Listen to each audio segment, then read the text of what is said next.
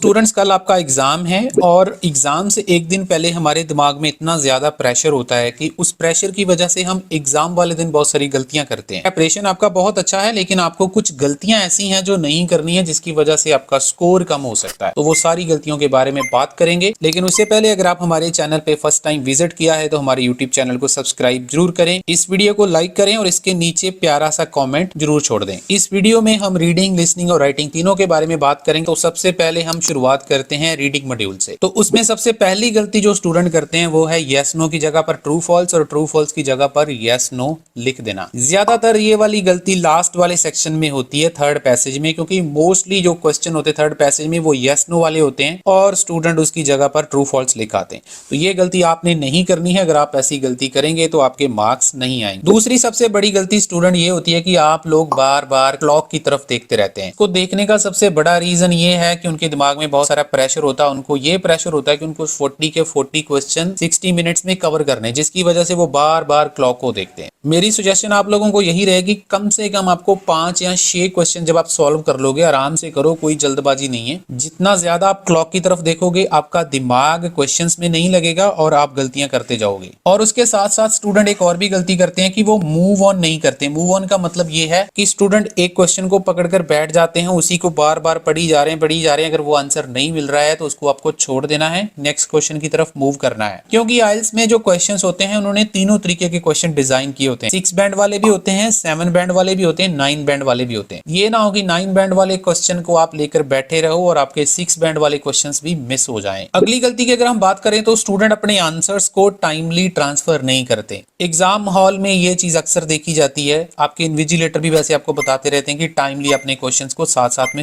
Transfer करो, लेकिन बहुत सारे स्टूडेंट का ये फर्स्ट एक्सपीरियंस होता है तो वो ट्रांसफर नहीं करते हैं और end of the day time खत्म हो जाता है और आपके आंसर्स वैसे ही रह जाते हैं, आपको 0 मार्क्स मिलता है। नेक्स्ट गलती की अगर हम बात करें तो वो है इंस्ट्रक्शंस की गलती। एग्जांपल के तौर पर अगर हम समरी वगैरह सॉल्व कर रहे हैं तो कई बार हमारे पैसेज में हाइफनेटेड वर्ड्स मिल जाते हैं। हाइफनेटेड वर्ड्स क्या होते हैं? हाइफनेटेड वर्ड्स वो वर्ड्स होते हैं जो 2 वर्ड्स को जोड़कर एक वर्ड बनता है। एग्जाम्पल के तौर पर जैसे आप लोग स्क्रीन के ऊपर देख सकते हैं, सेल्फ कॉन्फिडेंस। देखने को ये 2 वर्ड हैं लेकिन इसके बीच में आपको एक हाइफन दिख रहा होगा। तो अगर पैसेज में सेल्फ कॉन्फिडेंस लिखा है और क्वेश्चन की इंस्ट्रक्शंस आपको ये बोल रही हैं कि आपको 1 वर्ड लिखना है, तो आपने कंफ्यूज नहीं होना है। आपको ये दोनों वर्ड लिखने हैं और इन दोनों वर्ड्स के बीच में हाइफन डालना भी बहुत ज्यादा जरूरी है। उसी प्रकार से जैसे प्री प्लान्ड एक वर्ड है तो ये दोनों को मिलाकर एक वर्ड बन रहा है। आपने ऐसे नहीं लिखना है कि प्लान्ड लिख दिया या अकेला प्री लिख दिया या फिर आपने कॉन्फिडेंस लिख दिया या फिर सेल्फ लिख दिया अलग अलग। उस केस में भी आपका आंसर गलत ही जाएगा। और कई बार जो बॉक्स में ब्लैंक्स दी होती है ना, वहां पर भी हम लोग गलती करते हैं। मतलब उन्होंने लेटर्स लिखे होते हैं कि आपको लेटर्स ट्रांसफर करने हैं A to H या A to J,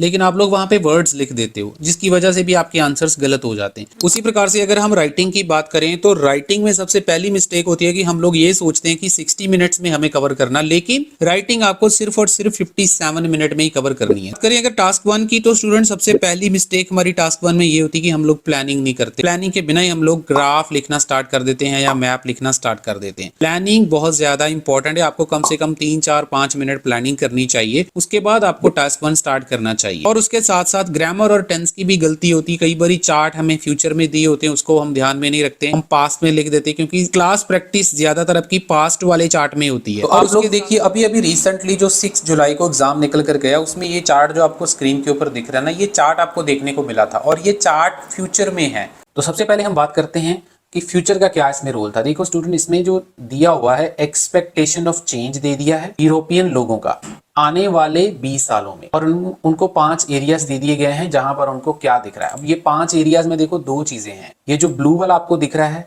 ये सारा ये इंप्रूवमेंट है, और ये जो थोड़ा सा येलो टाइप दिख रहा है ये वर्स होने की संभावना है। अब यहाँ पे मसला ये खड़ा होता है, यहाँ पे प्रॉब्लम क्या आ रही है कि हमें ये समझ नहीं आ रहा कि हमें हेल्थ का परसेंटेज लिखना है या फिर हमें पीपल का परसेंटेज लिखना है। ये बहुत ज्यादा मुश्किल जो है वो देखने को कल मिली है। बाकी आप लोगों को घबराने की कोई जरूरत नहीं है। ये सारी चीजें हमने अपने क्रैश कोर्स में बहुत ज्यादा डिटेल में कवर करी है। टास्क 1 हो गया, टास्क 2 हो गया, उसके साथ साथ रीडिंग के जितने मैंने टिप्स बताए हैं, स्ट्रैटेजीज, शॉर्टकट्स, स्पीकिंग के टिप्स, स्पीकिंग के पार्ट 3 को कैसे करना, लिसनिंग में मैप कितनी प्रकार का होता है, लिसनिंग की बात कर रहा हूँ, वो भी हमने बताया होगा, कोई नहीं आपको बताएगा। तो ये सारी चीजें आपको हमारी क्रैश कोर्स में मिल जाती है। अगर आपको चाहिए 1500 इसके चार्जेस हैं, 1 मंथ का वैलिडिटी रहेगा, जब मर्जी आप देख सकते हैं, रिकॉर्डेड वीडियोस आपको मिल जाएंगी। चाहिए तो आप हमारे साथ कांटेक्ट कर सकते हैं, हमारे रिजल्ट भी बहुत अच्छे हैं, स्क्रीन के ऊपर आप उसके रिजल्ट भी देख सकते हैं। और उसके साथ साथ ओवरव्यू की गलती बहुत कॉमन है। ज्यादातर स्टूडेंट हाईएस्ट और लोवेस्ट लिखते रहते हैं, लेकिन हाईएस्ट और लोवेस्ट लिखने से आपका टास्क कंप्लीट नहीं होता है। ओवरऑल अच्छा लिखना है तो आपको उसके मेन फीचर्स पकड़ने आने चाहिए। इसके ऊपर बहुत सारी वीडियोस मेरे चैनल पे पड़ी हुई हैं, आप लोग उसको सर्च करके फायदा ले सकते हैं। बात अगर हम राइटिंग टास्क 2 की करें तो फिर से अंडरस्टैंडिंग और प्लानिंग बहुत इंपॉर्टेंट होता है, लेकिन हम लोग अंडरस्टैंडिंग और प्लानिंग नहीं करते हैं, डायरेक्टली ऐसे को लिखना शुरू कर देते हैं। तो आपको कम से कम 10 मिनट अपना ऐसे प्लान करना चाहिए कि मेरे पास कौन से पॉइंट हैं, कैसे मैं इसको एक्सप्लेन कर सकता हूं,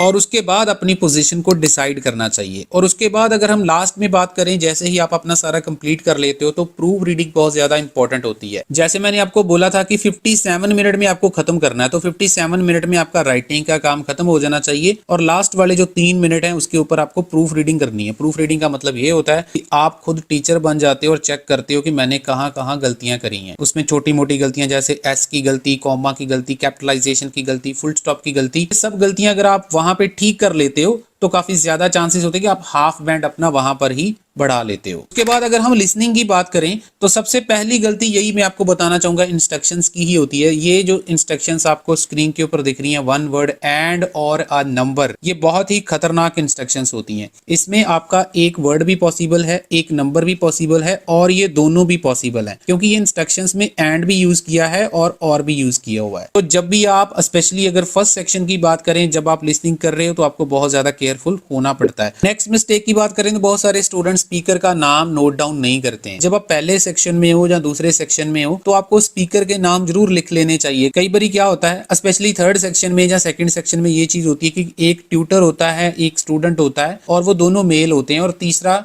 एक कोई फीमेल कैंडिडेट होता है। लेकिन जो 2 मेल होते हैं ना, उनके नाम अलग अलग होते हैं, और हमें याद नहीं रहता कि कौन सा स्पीकर इसमें ट्यूटर था और कौन सा स्पीकर इसमें से स्टूडेंट था। तो जब तक आपको ये चीज नहीं पता रहेगी तब आपके बहुत सारे आंसर्स गलत हो सकते हैं, क्योंकि आईएलटीएस में एमसीक्यू के ऊपर बहुत सारे क्वेश्चंस एक स्पीकर के नाम पर ही होते हैं। उससे हमें ये पता चल जाता है कि कौन से स्पीकर की कन्वर्सेशन हमारे लिए इंपॉर्टेंट होती है। नेक्स्ट मिस्टेक की बात करें तो बहुत सारे स्टूडेंट पार्ट 3 और पार्ट 4 में जो स्पीड का लेवल होता है वो थोड़ा सा फ्लुएंट होता है, उसके लिए अपने आप को प्रिपेयर नहीं करते। तो आप अपने आप को थोड़ा तैयार रखें। नॉर्मली आपको जो स्पीड है वहां पर थोड़ी सी अप मिलती है, उसके लिए आपको 1.15 या 1.25 के ऊपर प्रैक्टिस जरूर करते रहना चाहिए।